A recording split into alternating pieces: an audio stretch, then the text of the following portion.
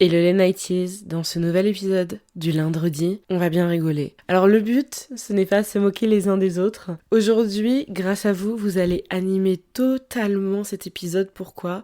Parce que j'ai récolté vos témoignages. Raison pour laquelle je vous dis toujours de venir sur Instagram, parce que c'est là-bas que je fais mes petites annonces. Et j'ai récolté vos témoignages sur vos pires dates. Alors, j'avais noté les dates les plus fous.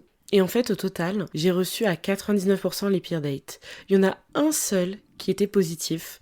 Tu te reconnaîtras si tu écoutes cet épisode, c'était le date sur la péniche qui était trop mignon. Mais je ne l'ai pas gardé malheureusement parce que, en fait, il y avait que du pire date.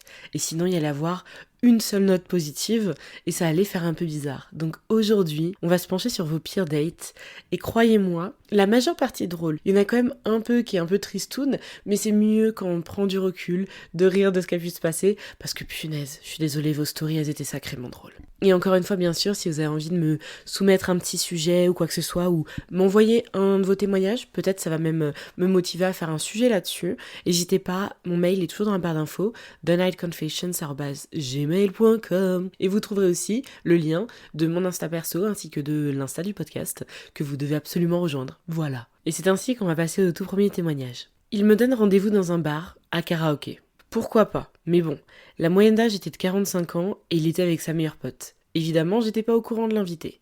Je capte qu'elle ne compte pas bouger et que lui est ravi d'être avec nous deux. Après 2 heures de remplissage de vide et d'avoir soutenu sa pote qui a chanté, je lui propose d'aller dans un autre bar. Sa pote commence à dire qu'elle est fatiguée, mais moi je force pas, j'étais contente qu'elle ne vienne pas pour que je puisse enfin faire mon date. Et là le mec lui dit « Allez, viens avec nous juste pour un verre ». Mais MDR, la clownerie, nous voilà en direction du bar, à 3 donc. Les boissons arrivent, et là il propose un jeu d'alcool et on doit se poser des questions entre nous. Bon ok, vu qu'apparemment on a 14 ans. Et là il parle que de cul et de ses anciens plans et que Askip il se souvient plus du nombre de relations sexuelles qu'il a eues car c'était plus de 40. C'était trop pour moi et je récupère mon vélo et je me casse. En rentrant, je vois qu'il avait essayé de m'appeler et m'avait même envoyé un message disant « Si tu veux, on peut finir le date tous les deux dans ma voiture ?» Non, la vérité, on va redire une chose hyper simple. Quand vous allez dater des gens, arrêtez d'amener vos potes. Que vous soyez des meufs, des mecs, qui vous voulez, arrêtez d'amener vos potes. Sauf si c'est prévu depuis le début. Quand vous voulez dater des gens et que vous n'êtes pas à l'aise, ne datez pas des gens dans ce cas-là. Arrêtez d'amener vos potes. Parce que la personne en face, elle va faire que subir, elle va vous détester et avoir envie de vous bloquer. Ah oui, là j'ai fait un résumé hyper rapide, mais croyez-moi, c'est ce qui se passe. Il vous suffit d'ouvrir Twitter, TikTok, tout ce que vous voulez, et vous allez très vite découvrir que chaque personne qui amène son ou sa pote à un date finit par se faire tailler dans son dos dès la fin du date. Et en plus, vous faites un sujet hyper intéressant pour pouvoir se moquer de vous auprès des potes de l'autre personne qui était là au date. Donc bon, arrêtez d'amener vos potes, moi je sais pas. Non, parce que je veux dire, à la rigueur, je pense que ce date aurait pu être drôle.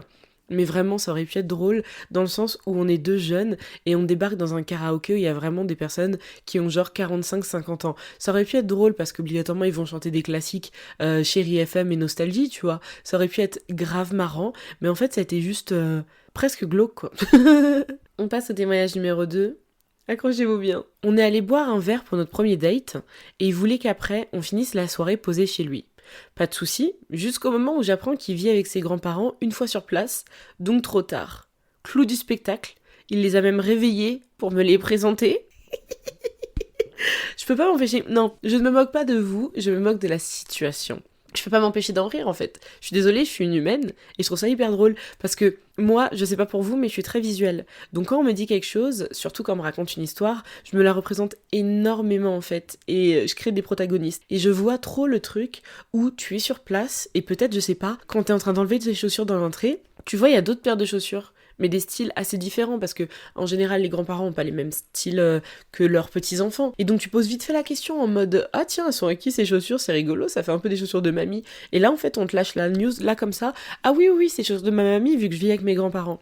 Donc déjà il y a un petit blanc parce que il y a cette différence de là on va se poser chez moi, en fait là on est posé chez mes grands-parents. Parce qu'on vit ensemble, eux et moi, tu vois. Donc déjà, j'imagine comment tu descends de 45 étages, parce que tu n'auras pas le même comportement, tu te sens pas obligatoirement à l'aise, et tu te dis, mais pourquoi on me prévient pas déjà au préalable ? Déjà, il y a toujours ce truc, pourquoi on me prévient pas ? Je comprendrai jamais ce bail. Mais en plus, oh my god, le mec, tu le vois disparaître, et là, il réveille papy et mamie. Genre, je sais pas, il est 23h minuit, il réveille papy et mamie pour te les présenter. Donc déjà, t'es là en mode, tu me présentes ta famille au premier date. T'es un malade ? t'es un malade, mais en plus tu les réveilles, mais t'es doublement un taré. En fait, faut t'enfermer, toi. Mais j'ai quand même trouvé ça drôle. On va passer au témoignage numéro 3. Asseyez-vous bien parce qu'il est beaucoup plus long. Et celui-là, j'ai souri parce qu'en fait, c'est le témoignage d'un de mes potes. Et je suis trop contente parce que cette fois-ci, dans l'épisode, on a 2 témoignages masculins. On a très rarement des témoignages d'hommes.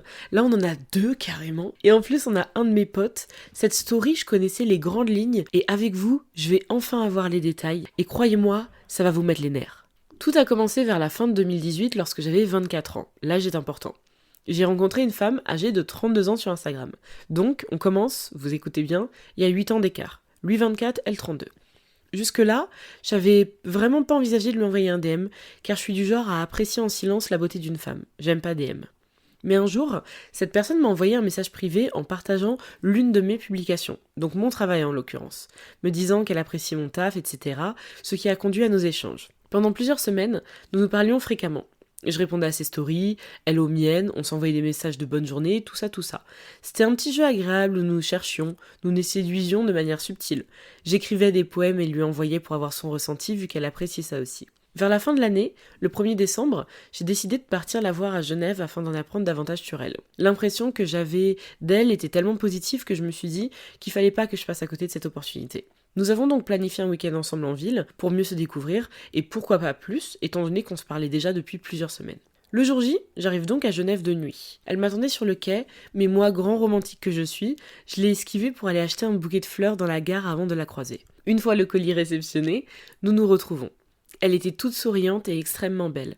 Et pendant des minutes, nous nous faisions des éloges tellement l'attirance était forte et réciproque. Ensuite, nous sommes donc allés à mon hôtel pour que je puisse déposer mes affaires avant de trouver un restaurant. Ne connaissant pas encore la ville, j'avais pas eu le temps de repayer les meilleurs endroits à Genève, mais madame avait pris les devants et m'a proposé son resto préféré qui était juste en face de la gare. Nous nous installons donc, discutons, partageons nos premières impressions en personne et échangeons sur nos anciennes relations, nos préférences, nos aversions, etc.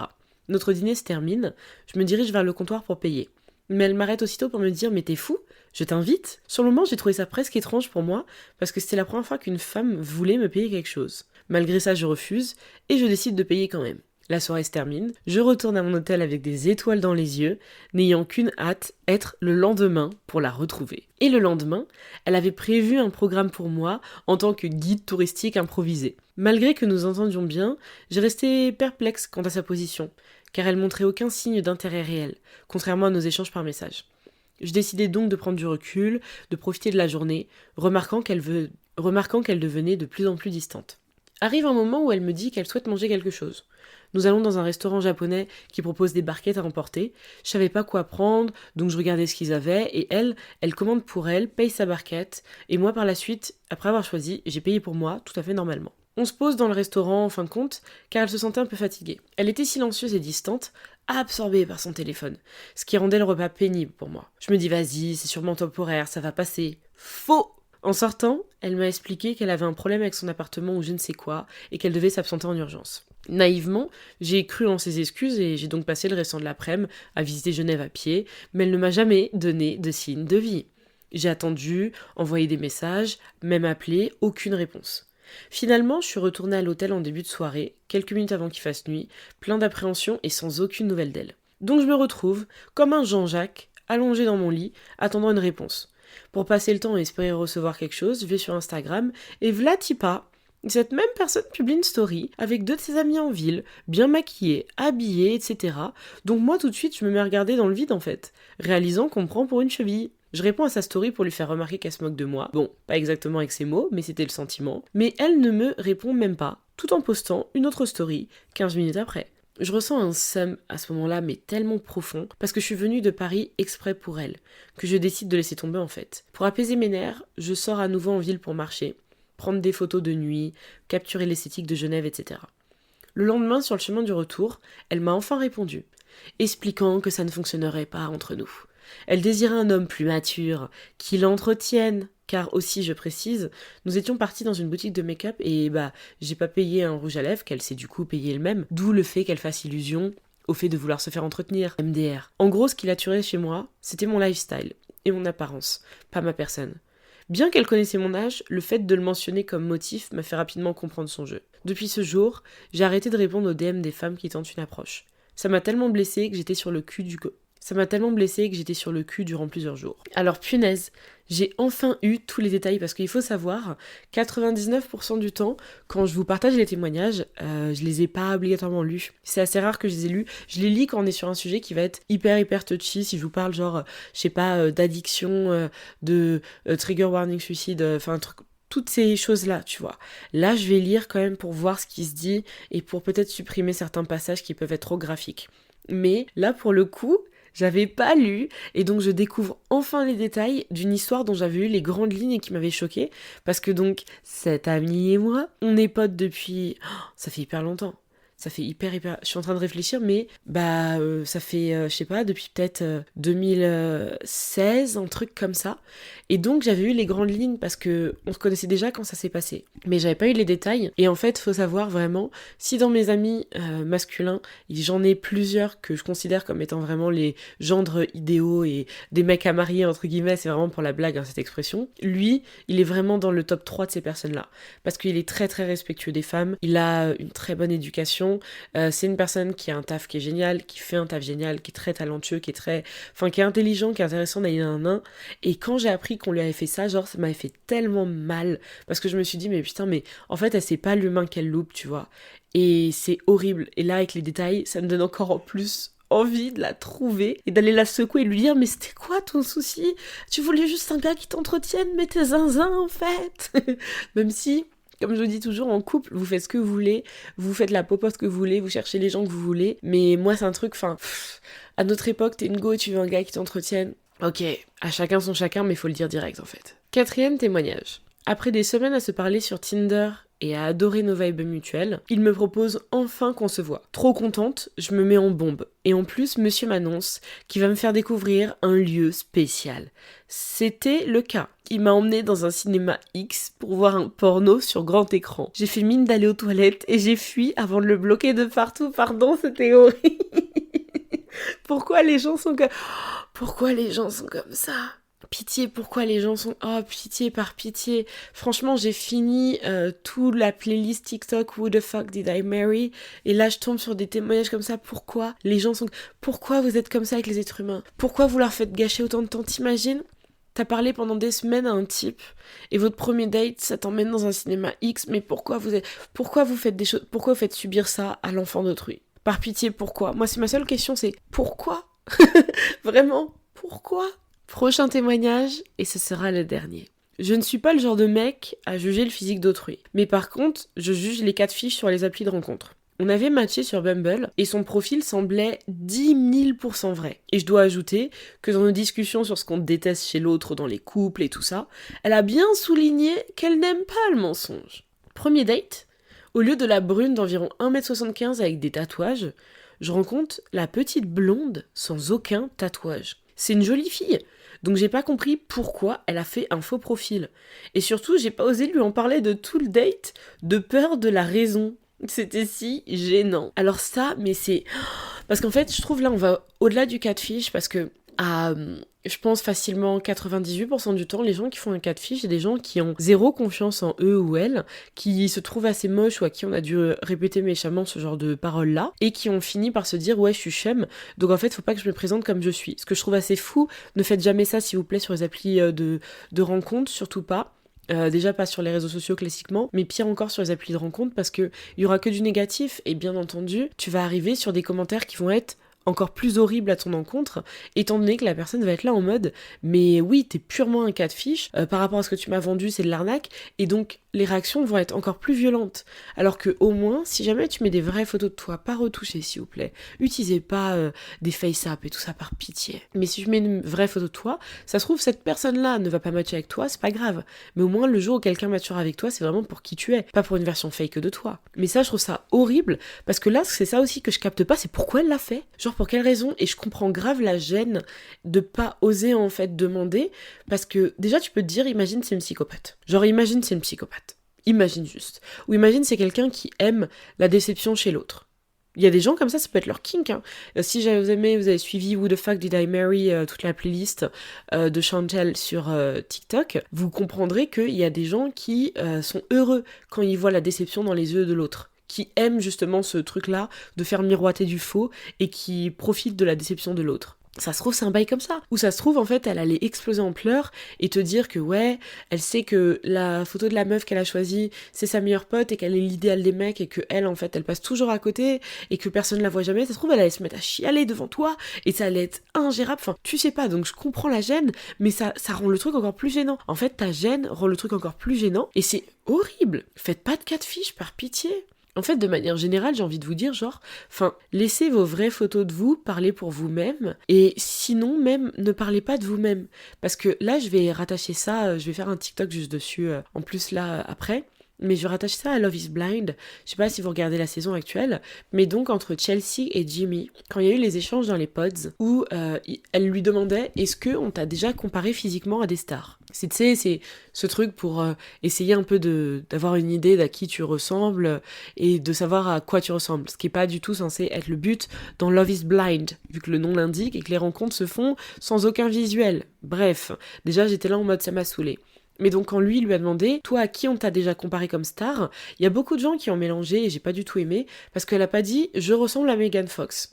Elle a dit qu'à plusieurs reprises, on m'a déjà dit ça parce que j'ai les cheveux foncés et les yeux très clairs comme elle. Elle a pas dit je lui ressemble, je suis gaulée comme elle, j'ai le même visage qu'elle. Elle a jamais dit ça. Elle a dit on m'a déjà comparé à elle parce que j'ai les cheveux foncés, j'ai les yeux très clairs. Mais le souci quand on fait un truc comme ça, c'est que lui en arrivant, il s'attendait à quelqu'un qui ait un délire proche de Megan Fox. Donc je sais pas dans quel sens il attendait ça, mais un délire proche d'elle. Et sauf que derrière ça, le souci c'est que elle ne lui ressemble pas du tout. Mais vraiment pas du tout, ça veut pas dire que Chelsea est moche parce que c'est une jolie femme. Mais c'est qu'elle ne lui ressemble pas du tout, c'est-à-dire que, demain si je te dis que je ressemble à Beyoncé, tu vas arriver, tu vas te dire mais elle m'a menti, mais comme jamais en fait. Ça veut pas dire que je suis moche pour autant, ça veut juste dire que je t'ai menti comme jamais et qu'obligatoirement t'as un ascenseur émotionnel derrière. Et le souci avec les catfish, c'est ça. C'est que ça veut pas dire que toi tu es moche, mais ça veut dire que l'attente de la personne par rapport à qui tu seras vraiment, obligatoirement on a de la déception. Et de la déception peut naître d'autres réactions. Tu peux pas obligatoirement en vouloir à une personne qui a été déçue et à qui t'as menti, parce que c'est du mensonge, je tiens à vous le dire. Tu peux pas en vouloir à cette personne si elle réagit mal. Si cette personne le prend hyper mal, je parle pas d'insulte parce qu'il y a des limites, mais que cette personne le prenne hyper mal et malheureusement vienne à te faire un commentaire physique qui va être dégradant, et t'es obligé de te dire c'est moi qui ai créé cette situation malheureusement en fait. Après oui, cette personne pourrait juste partir en moonwalk et ne pas avoir à me rabaisser, mais imagine en fait, cette personne était là en mode sa personnalité 10 sur 10, et en plus physiquement cette personne c'est tout ce que je recherche, parce que moi j'ai déjà dit faut arrêter ce mensonge, physiquement tu dois aussi plaire à l'autre, parce que arrêtez de vous mentir, quand vous voyez la première fois, me dites pas que vous vous plaisez pas et que c'est pas un truc qui a commencé aussi les discussions. Excepté si on est dans Love is Blind bien sûr, là c'est différent. Mais ce qui fait que cette personne aura des attentes. Et si en plus potentiellement imagine t'as pris des photos d'une meuf, je sais pas, une Carla Ginola assez skinny, modèle mannequin, genre 1m70, blonde, yeux bleus, je sais pas quoi. Et t'arrives en fait, tu fais genre 1m60, t'es brune, je prends un peu les contraires, hein. T'es brune ou rousse, je sais pas, et peut-être t'as genre un tour de taille 42-44 et tout. Donc en fait, t'as rien à voir avec elle. Ça veut pas dire que toi t'es pas jolie, ça veut dire que t'as rien à voir.